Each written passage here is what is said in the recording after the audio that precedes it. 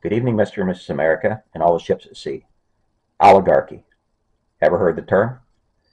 Merriam-Webster defines the word as a government in which a small group exercises control, especially for corrupt and selfish purposes. Where in today's world do we see such governments in place? Russia? Venezuela? South Africa? Sure, for starters. Fair enough, but let us now take a deeper look into the oligarch states of America. A couple of centuries ago, Thomas Jefferson made quite clear his well-founded fear of what the nation could become.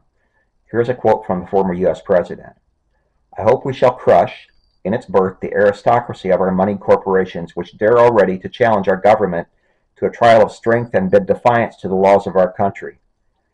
There are those who would have us believe that the founders intended for corporations to control our elections, and tragically, 5 of these Tories sit on the U.S. Supreme Court, where they recently ruled that the nation's biggest businesses may spend whatever they like to buy the results that best serve their bottom lines."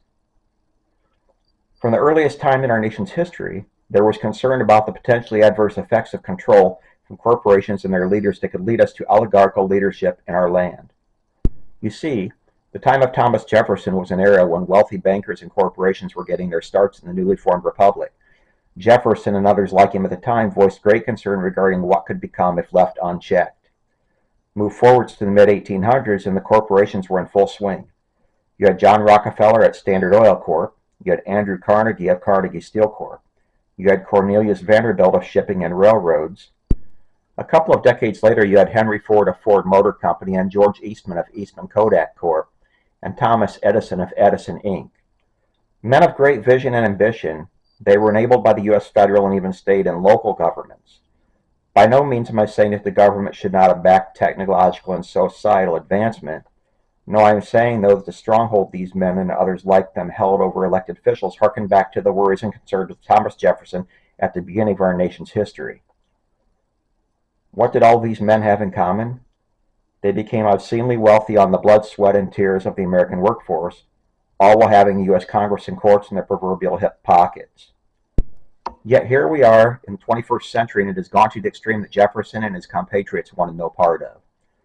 Beginning in the 1970s, we had Shell Oil Corporation paying bribe money to filthy Nigerian leaders to allow them to ruin the ecology in areas of Nigeria that were heavily populated. Innocent people died from illnesses due to this, yet the United States government idly looked the other way as the oligarchs had their way. The same went on in an African nation called Equatorial Guinea, a subject I will get to in a future video. In the 1980s, we had deregulation of all U.S. banking corporations at the behest of Ronald Reagan, a move that has haunted this nation ever since and directly led up to the global economic collapse of 2008, all at the direction of Reagan's puppet masters, the corporate banking oligarchs. Similarly, during the Reagan era, we had the incident where air traffic controllers went out on strike.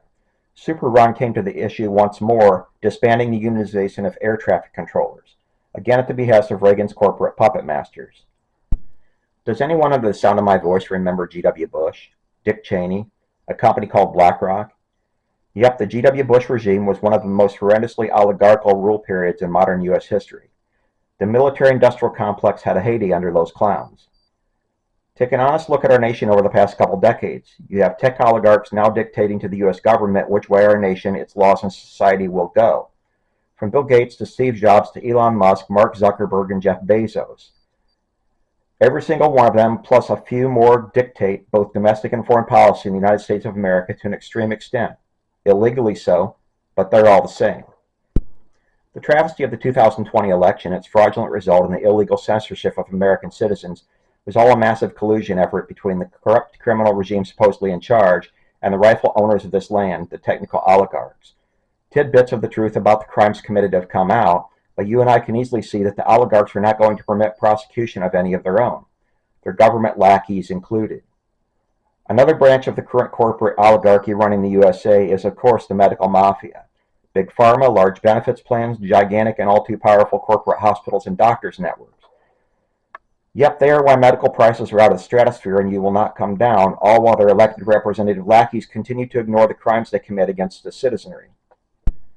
Now allow me to go into another widely unknown aspect of the oligarchy truly controlling the United States. That is the issue of corporate campaign donations that effectually enslave elected government officials. There is no way out for them. In fact, elected officials from both major political parties spend hours of each and every day at their respective party headquarters in D.C., calling their oligarch donors, kissing up as hard as they know how, and begging them not to pull their much-needed money in order that they can win the next election and continue the entire facade for another election cycle.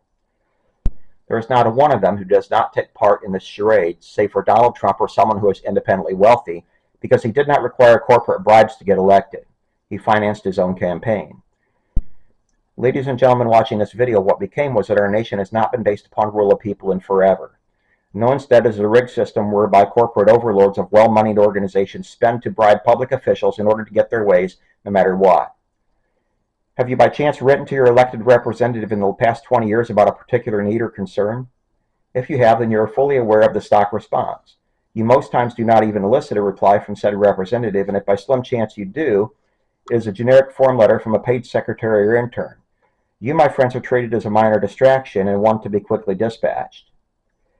Remember when Felon Joe told that construction worker in Detroit in 2020, "I don't work for you, man"? Well, let's just say that he was for once telling the absolute and honest truth, a rarity for the criminal. No, my viewers, in fact, it can be said that not a single elected federal official works for a single one of us. Rather, they work for their oligarch overlords. Ever heard of the Russian oligarchs? These are the wealthy Russians who scooped up all the industries when the Soviet Union collapsed in 1991. They, along with Vladimir Putin, rule the Russian Federation to this day. In similar fashion, the American oligarchs, along with their paid puppets, rule the United States to this day. Do not be distracted by acts and sideshows. Thomas Jefferson knew full well the dangers we faced under the rule of corporate oligarchs. Unfortunately, few heeded that warning. Good night and sleep well.